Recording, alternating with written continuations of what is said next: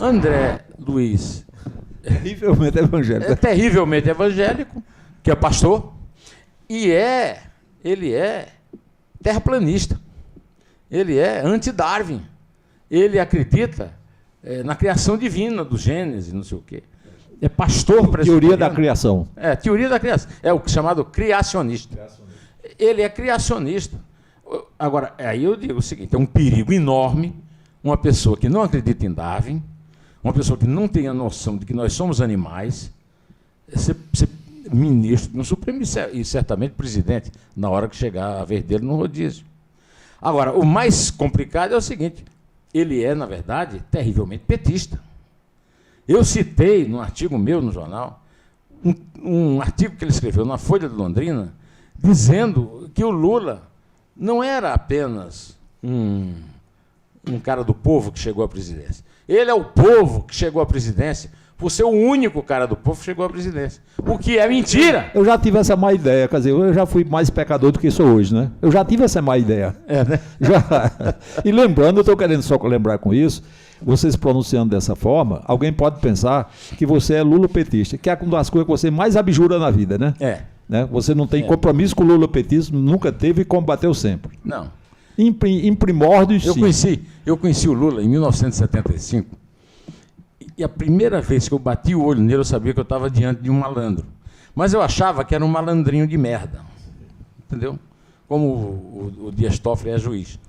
Não, é um bandidaço, né? Bandidaço. Um cara que até hoje... Impressionar a parte do mundo, né? Não, impressionou, continua impressionando, e até hoje não se chegou. O Ricardo Coutinho é um pequeno satélite do mundo do Lula, que até hoje ninguém chegou, nada do... O Lula tem muito mais crime ainda a ser descoberto, né? Se o Gilmar Mendes deixar. Então, um dos lugares do Supremo, inclusive o de Celso Daniel? O Celso Daniel, eu sei toda a história do crime. Você sabe, é isso que eu estou perguntando, por isso que eu estou perguntando. O Celso Daniel foi morto por uma máfia dos transportes, cujo chefe é o cara da... Ronan não. Não, o Ronan é empregado. Ronan é vítima. Não, o Ronan é empregado. O Ronan é o cara que fazia as coisas. Contratava o pistoleiro. O pai da Gabriela? Não, o pai da Gabriela é vítima. É que era o dono da empresa, né? O pai da Gabriela era dono de uma empresa de ônibus, sim, que o pessoal do Celso Daniel achacava. O Ronan é empregado do Constantino. Pronto, é isso. Nenê Constantino, dono da Gol. Era o chefe, está preso por isso. Exato. Ele não está preso pela morte do Celso Daniel, mas ele está preso pela morte de um empregado, de um pistoleiro que ele contratou para matar o genro, porque o genro foi o cara que operou a morte do Celso Daniel e sumiu. O pistoleiro chegou para o genro e falou, o teu sogro me deu tanto para te matar, quanto você me dá para escapar? Tem um dia para escapar, você me dá o dinheiro e escapa. O genro escapou, até hoje não se sabe dele. E o cara foi morto, e o Nenê Constantino está em prisão domiciliar pela morte desse cara. E o Celso Daniel dividia a propina do setor de transporte? A história aí é a seguinte. O Celso Daniel não é... Eu queria água aqui, senão eu não consigo falar. O Celso Daniel não... o Celso Daniel não é o santo que a família pinta. Eu sou muito amigo da família dele e tal, mas não é o santo que a família pinta. Ele participava, o roubo, ele tinha parte no roubo. Dentro do melhor estilo lulopetista, desse de arrecadar Exatamente. fundos para a campanha, para o PT se perpetuar no poder, etc. O dinheiro que ele pegou em Santo André é uma prefeitura muito rica, o dinheiro que ele pegou em Santo André, ele usou na campanha da Marta, que a Marta ganhou, na campanha do Lula e na dele. Chega um cara para ele e diz para ele, olha, ele estava perdido, eu conheci, agora não me lembro o nome do cara, um cara do PTB que estava com a eleição ganha. E aí o cara chegou e disse, eu tenho um grupo forte aí, pesado, para financiar a campanha, mas você precisa me garantir uma secretaria importante. Aí ele garantiu duas.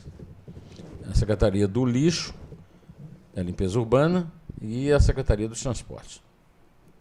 E aí a máfia tomou conta da Prefeitura de Santo André, mais do que o PT. Então chegou um momento em que o Celso Daniel foi encostado na parede pela máfia, que disse o seguinte, você tem que indicar o nosso homem para ser o seu sucessor. E aí o Zé Disseu e o professor Luizinho tinham interesse em ter votos em Santo André. Essa pessoa ia ter votos Klinger, o nome do militante do PT e membro da MAR. E aí eles negaram a filiação do Klinger no PT e goraram que seria o deputado federal mais votado da história do Brasil. E aí o Celso foi morto. O Celso foi morto porque, na verdade, ele foi sequestrado para confessar o código da conta na Suíça, onde estava o dinheiro da corrupção. E eles se excederam na violência da tortura para arrancar a informação que o Celso não deu. Em princípio, o propósito não era matar. Em princípio, o propósito era saber a senha e o Celso não contou. A história é uma história rocambolesca. Por exemplo, o cara que sequestrou o Celso era um profissional que foi retirado de um presídio de São Paulo por helicóptero no qual a guarda do presídio não deu nenhum tiro. Era um cara chamado Dionísio. O meu amigo Romeu Tuma Júnior era delegado no lugar onde eles mataram. Quer dizer, esses crimes todos têm um momento de falta de sorte, né? E aí o Tuma localizou o Dionísio na Bahia e foi buscar o Dionísio preso para voltar para contar a história do sequestro. E aí o que é que aconteceu? O Geraldo Alckmin tirou o Tuma do caso. Entendeu? Essa é a história da morte do Celso Daniel. Quer dizer, o Celso Daniel foi um cara que morreu.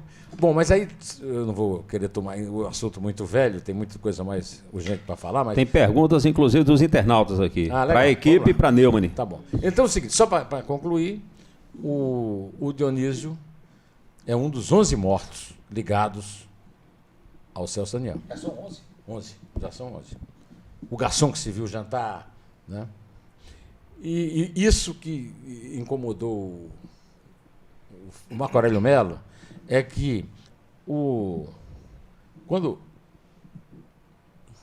foi feito um acordo entre o Lula e o Sarney, que era o presidente do Senado, e o Nelson Jobim, que era o presidente do Supremo, para que se desse um habeas corpus para o cara que é o mandante do crime, que estava com o Celso Daniel, que é o Sérgio Gomes da Silva. Sombra. Sombra. Sombra é uma invenção do PT. Na verdade, o apelido dele era chefe. Então, esse cara morreu recentemente, morte natural. E quando ele morreu, ele deixou todo... Morte natural, presumidamente. Não, é câncer. Não, porque demorou tanto tempo, só para você imaginar, o Marco Aurélio era o presidente do Supremo, depois do Marco Aurélio veio o Nelson Jobim. Nesse dia, inclusive, falei todos os presidentes do Supremo, eu esqueci de dizer isso, né, na história que eu estava contando do Marco Aurélio. Mas só para encurtar e resolver, o certo é o seguinte, o caso do Celso Daniel é um caso claro de que o Zé Dirceu tinha razão quando disse ao Lula: não se deixa para trás inimigo insepulto. Principalmente quando o inimigo já foi amigo antes. Eu gostaria de saber de Neumann, em que momento Neumann, paraibano, lá fora, evidentemente, com esses fatos, as pessoas se abordaram Neumann e perguntaram: lá, pai, na tua terra estava tendo uma confusão lá, um socialista metido a descobridor da Paraíba, disse que não tinha mais... Ele foi quem descobriu a Paraíba, as obras todas existiram a partir dele e tal. Neumann acreditou em algum momento nessa história de Ricardo Coutinho? Porque Ricardo Coutinho foi um fenômeno na Paraíba, foi prefeito de João Pessoa e depois foi governador e atropelou todo mundo aqui, só ele que mandava no pedaço. Você acreditava no socialista? Quando é que você começou a ter conhecimento das peripécias criminosas de Ricardo Coutinho? Quando ele começou desconfiando? Não, e você gosta de desconfiar? Eu tenho conhecimento das peripécias do Ricardo Coutinho quando ele era deputado estadual. 2 vezes deputado estadual. Tem um queridíssimo amigo meu, que era assessor dele, e que me contava quem era o Ricardo Coutinho, e eu já sabia que Ricardo Coutinho não valia nada desde esse tempo. A segunda fonte de informação que eu tenho é que a minha mulher é conhecida da Pamela Borio, e a Pamela Borio contava diariamente os passos do seu martírio. E que um Um homem que trata uma mulher daquele jeito não é um ser humano, é um animal, é um bicho irracional. Ricardo Coutinho é um bicho irracional. E além do mais é socialista, eu não confio em socialista nenhum. Para começo de conversa, eu não confio em socialista nenhum. Lula não é. Lula não tem nada a ver com socialismo. Agora, o Ricardo Coutinho é um socialista no seu sentido pleno, que acha que o capitalismo não vale nada e que você tem que roubar para dividir. E o Ricardo Coutinho nunca me enganou. Mas peraí, há um erro aí. Ele não dividiu o roubo, não. Ele roubava e permitia que outros roubassem também, mas a parte dele ele não dividia. Neumann tem razão, porque é a forma operacional, diz esse o mando político, que leva em consideração você aparelhar o partido político com as ações do Estado, né, para que o partido possa permanecer mais tempo no poder. Então, Ricardo Coutinho, na verdade, em princípio, por mais abuso paralelo que ele tenha feito, o princípio norteador da ação política dele era transformar o partido, garantir a hegemonia política do partido, para que o partido garantisse a ele mais tempo de poder, a ele e ao grupo dele. Então, toda a lógica política de ação de Ricardo Coutinho está dentro disso, que não é nada diferente do lulopetismo. É a mesma coisa do lulopetismo em essência. O que acontece é que aí eu vou emendar a pergunta, porque a partir daí, como se deriva para fazer ações instrumentalizadas com dinheiro público, com vistas a manter a hegemonia do partido político. Começa pelo desprezo em relação ao lucro. O desprezo socialista em relação ao lucro. Sim. Quer dizer, o bandido não é quem rouba, o bandido é quem produz. É a famosa frase do Bertolt Brecht. Pior do que roubar um banco é fundar um banco. Quer dizer, essa é a mentalidade. Então, quando eu passei a minha vida inteira esperando o momento de escrever sobre o Ricardo Coutinho. Quando aconteceu isso, aí sim, aí eu tive a glória de escrever um artigo na página 2 do Estadão, cujo título era O cinismo atroz de um socialista falso herói do povo. Essa é a minha edição. É o resumo de tudo que eu sei sobre o Ricardo Coutinho. Nada é lisonjeiro. Nada é lisonjeiro. Inclusive comparando-o com todos os outros bandidos políticos da história do Brasil. Aí eu queria ver com você sobre bandido político. Ricardo é o mais próximo de que bandido político no Brasil? É o mais próximo. Essa é a figura que mais... Lula? É mais próximo ideologicamente e mais próximo... Mas assim, nas derivações de roubar, de tratar de coisa do varejo, né, de pequenos negócios... Lula, Sérgio Cabral, os grandes bandidos, né? Mas Sérgio Cabral, o que me parece que a Paraíba parece muito com o Rio de Janeiro sobre esse aspecto, mas Sérgio Cabral não chegava tanto. De tratar tantas vezes... Diga logo onde você está querendo chegar. Não, eu estou querendo que Neumann, que enxerga melhor do que a gente, porque enxerga de cima, né? E tem a vista boa e a cabeça grande. Então, eu queria saber se Neumann se ele identifica com quem mais parece... Porque na vida pública, você se lembra disso, quando você chegou... Não, quando eu cheguei na vida pública, os homens... Ademar de Barros rouba, mas faz. Paulo Maluf... Rouba, mas faz também. Não, o Maluf é o seguinte, se dizia de faz para roubar. E esse negócio assim, a coisa que mais me chamou a atenção na natureza do Ricardo Coutinho é o erro que ele cometeu. Por que ele cometeu o erro, né? Ele achou que assim, vou fazer um puta governo, porque aí ninguém vai me acusar de roubar. Eu vou roubar muito, mas vou fazer um bom governo. E fez. Uns parentes de uma prima da minha mulher, que um deles era um cara que vivia andando pelo interior, ele dizia para mim, o Ricardo Coutinho já ganhou essa eleição, porque onde ele passa, ele fez alguma coisa. Então ele fez uma descoberta, que é o seguinte, o que há para roubar é uma coisa mais ou menos parecida com o Lula, por isso que eu comparo com o Lula. Porque eu considero o Lula o maior ladrão, o maior bandido de todos os tempos na história da humanidade. Entendeu? Eu concordo. Número, grau e gênero. E o Ricardo Coutinho é um aluno, um discípulo do Lula e do Eduardo Campos. Não se esqueça da Eduardo teve enrustido o tempo todo, né? A questão do precatório que acabou com... Uma vez, o Miguel Arraes disse assim para mim, você precisa conhecer o meu neto. Meu neto é um gênio. Prodígio. Um gênio prodígio, ele disse para mim. Eu contei essa história para o Zé Baranhão, mas ele falou a mesma coisa para mim. E eu disse, pois é, e o que o Eduardo Campos inventou foi uma coisa mais comum do mundo, foi uma guitarra, uma fábrica de dinheiro, cara, uma máquina de imprimir dinheiro. Né? Então, esse tipo de bandido nunca me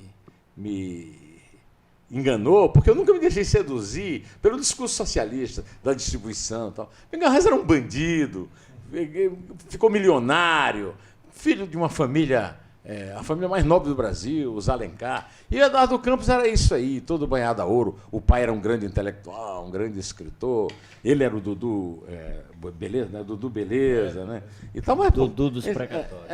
E aí eu sempre soube, por exemplo, eu sempre soube que o Ricardo Coutinho inundou a Paraíba de dinheiro mandado pelo Eduardo Campos. 2010?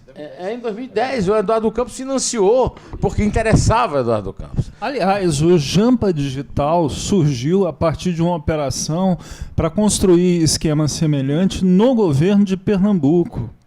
Todo o esquema foi tratado por lá, e Eduardo em Campos conjunto. tinha sido ministro do Ministério da Ciência e Tecnologia. De inovação. Não, aqui na Paraíba... Foi uma grande inovação. Não, essa aqui história de roubar dinheiro com a internet. Aqui na Paraíba, o grande roubo do Jampa Digital era em Pernambuco. Porque os valores lá eram astronômicos. Aqui era para fazer a ata de preço. Mas eu queria só para concluir esse raciocínio, não me perder, porque a Isabel, que é historiadora, reclama muito que eu me perco no meu raciocínio. Então, é para dizer o seguinte, o Ricardo Coutinho achou que ele tinha feito a grande descoberta, que era o seguinte: eu vou fazer um grande governo que ninguém vai perceber que eu roubei, eu vou ficar muito rico, mas vou fazer um grande governo e o povo vai ficar satisfeito comigo e ninguém vai descobrir que eu roubei. Acontece que uma coisa não tem nada com a outra. Você pode roubar e fazer um grande governo, e você pode ser honesto e fazer um governo ruim, e você pode ser honesto e fazer um grande governo. Quer dizer, aí são coisas, a honestidade e a competência tem nada a ver uma coisa com a outra. Ele achava que construindo uma imagem ele ficava imune. Imune. A qualquer queixa. Ele garantia a imunidade. Acontece que para fazer um esquema criminoso como ele fez, ele vai depender de lealdades que não se sustentam, e aí é que vem o meu raciocínio final, que não se sustentam com a delação premiada. Por que é que o Gilmar Mendes, o Dias Toffoli, o Davi Alcolumbre, o Rodrigo Maia, eles lutam tanto contra a delação premiada, contra a Operação Lava Jato? Porque ela puxa mesmo. Porque ela puxa, sem a delação premiada. Ela vai ao labirinto, ela vai ao labirinto. Não, e isso aqui eu sei desde o começo, porque desde o começo eu sou aluno de ficar do lado, escutando o que ele fala, do professor Modesto Carvalhosa. E o Modesto Carvalhosa acompanhou todo o processo. Está ainda na reação aí, agora, nacional. O que é engraçado é o seguinte: ô Maurício, sabe quem tornou impossível roubar no Brasil? Dilma Rousseff. Ela é tão absolutamente imbecil, ela é tão absolutamente idiota, que ela assinou, aliás, ela e o imbecil do ministro da Justiça dela, o Zé Eduardo Martins Cardoso, assinaram um acordo internacional que permite a delação premiada, que permite tudo isso que permitiu ela. A Dilma devia fazer uma estátua para ela, como assim, a deusa inspiradora da Lava Jato, pela extrema burrice, uma das coisas mais gratificantes. Claro, ainda bem, Só que ela tinha que estar presa, porque ela é bandida também. E ela consegue chegar ao raciocínio brilhante de dizer que não se arrepende de ter assinado, por outro lado, detesta delatores. Mas além disso, viu, Gilvan? Além disso, tinha uma coisa. Além do roubo, tinha a destruição da imagem dos adversários. Isso, e de alguns poucos jornalistas que reagiam a esse grande assalto. Mas isso aí, Maurício, me desculpe, eu aprendi isso com 14 anos em Campina Grande, com Marconi Arruda, com Chico Pereira, com os velhos comunistas. Isso aí é a tática comunista. É verdade. É a tática comunista daquilo que o Tuminha chama de assassinato de reputação. Ô Neumann, só para... A ponte dos outros, os seus defeitos. Só para pegar um minutozinho de descanso, o que é que você combinou com o Helder Moura para ele não falar hoje? Porque isso faz parte de algum pacto seu com ele, não? Ele nunca ficou assim, tão esquisito como hoje. Não, sem falar. Eu acho que a gente tem a oportunidade única de ter aqui a presença de Deus. Provoca, você fez algum compromisso com Deus? Não provocar ele, não? Atenção, você está me provocando hoje várias vezes, já provocou e tal, mas eu vou responder você no próximo programa. Né? Fique tranquilo, fique tranquilo.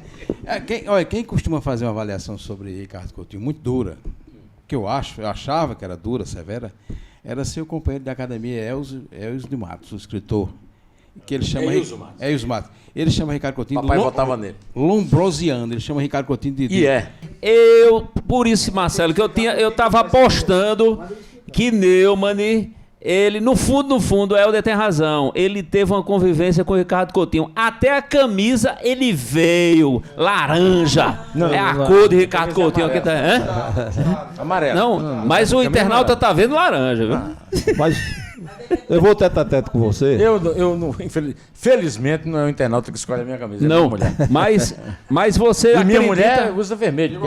Mas você acredita que ele não vai ser preso? Neumann, esse pessoal aqui, nenhum deles tem razão de cobrar nada de você. Deixa o Neumann explicar por que é que ele acha Deixa eu vou te explicar tudo. Falou que Ricardo Coutinho não será preso. Vamos lá. Sim, por isso. Estão todos curiosos aqui, querendo saber. Então, de quem depende hoje a liberdade do Ricardo Coutinho? Não é de Laurita Vaz, não? Quando terminar o Vaz. Tem duas situações, aí, né? Termina, a Laurita Vaz decide prendê-lo. Aí prende. Aí vai pro Supremo, onde já está também. Não, aí vai... Ele vai recorrer ao Supremo. Ele recorre ao Supremo. Aí vai para Gilmar. Já vai pro Gilmar. Aí eu te pergunto, Gilmar deixa preso ou solta? Hein? É o seguinte, no caso do Rio de Janeiro, ele manteve o governador preso, né? Que governador?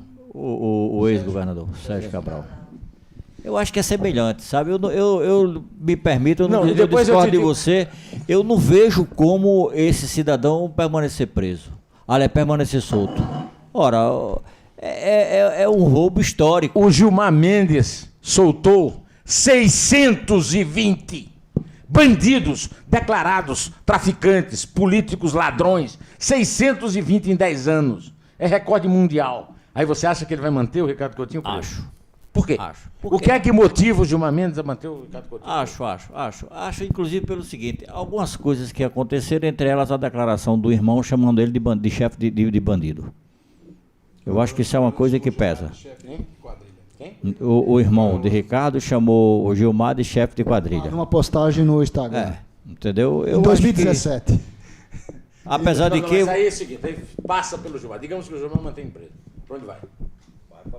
Plenário do STJ. Aí sim. Hein? Hein? Mas você sabe quem é que pode resolver um negócio desse? Na minha opinião. Não, que eu quero te dizer o seguinte, não é o Gilmar Mendes só. Eu estou te contando que o Dias Toffoli, que o Jair Bolsonaro, para soltar o filhinho dele, suspeito de ser bandido, ele vai entregar o Supremo ao Dias Toffoli. Eu ia falar isso. Esse raciocínio seu, sendo lógico, como está demonstrando ser... Não é lógico, isso é informação. Está demonstrando... o Bolsonaro disse isso. Então, nesse raciocínio daí, você pode ter certeza de uma coisa. Vão sempre explorar isso em qualquer situação que houver necessidade. A gente ainda não sabe o tamanho, porque aqui na Paraíba, Ricardo Coutinho ele conseguiu se manter no poder esses anos todos, porque anteriormente eu já tinha falado a você, porque eliminou vários órgãos de fiscalização e de controle que a gente sabe como é feito, né? E ele foi aprovado em tudo, Tribunal Regional Eleitoral, etc, etc e tal. Muito bem. A nível de Brasil... Não. Ele foi aprovado no TSE. No TSE. Então, contra um voto de um ministro analfabeto. A pergunta é, aonde ele atingiu dentro dos poderes para poder também se manter aqui na Paraíba, sabendo já, porque ele é tudo calculado. Em 2018, quando iniciou isso aí um ano atrás, ele já sabia que o final dele, com a delação de Livânia, a primeira delação de Livânia, ele já imaginava que a situação dele seria esses tribunais finais, porque ele já imaginaria tudo isso. Ricardo já sabe que vai ser preso 6 meses antes de ser preso, ele já sabia. Depois da delação de Livânia. Tanto que ele fugiu.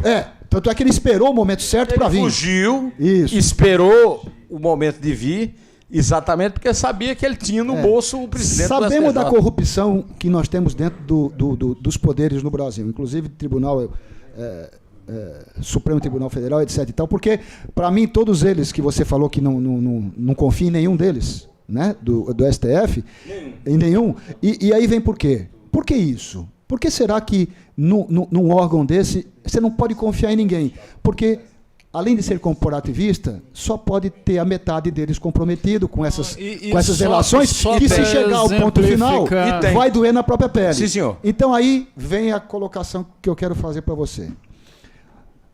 Ricardo Coutinho, sem estar preso, eu acho que já está preso. Porque hoje, pelo mal que ele fez a esse Estado... Vale pro Lula também. Não, pelo mal que ele fez a esse Estado, ele hoje não participa de um restaurante em paz, de nada, de um shopping, de nada, porque o povo já está hoje... O que antes tinha medo de falar e falava enrustidamente, hoje está abertamente, Neumann, na cidade, chamando de ladrão, de bandido, que se encontrar ele em qualquer canto, várias pessoas vão fazer isso. Então ele já está preso nessa situação.